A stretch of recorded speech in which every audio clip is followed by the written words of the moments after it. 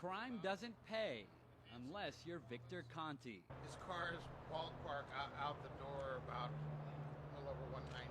1 year after serving time for selling steroids, Conti has a new Bentley and a multi-million-dollar sports supplement business.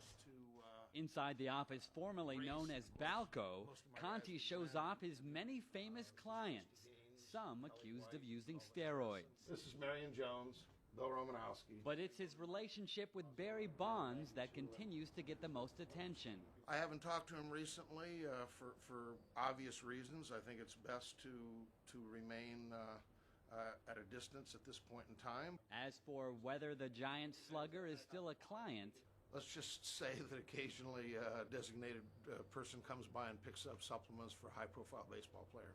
Conti claims entire teams are now using his new legal supplement called ZMA.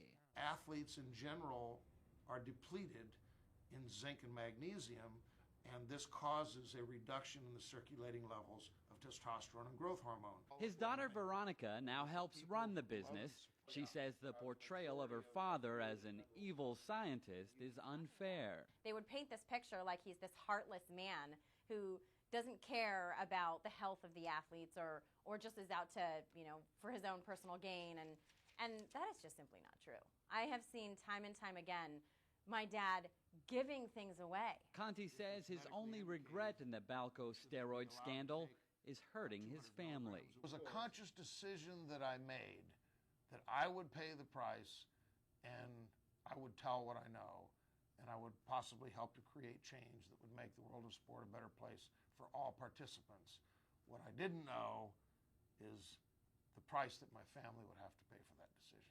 As for that new Bentley out front, Conti claims it goes over 200 miles per hour.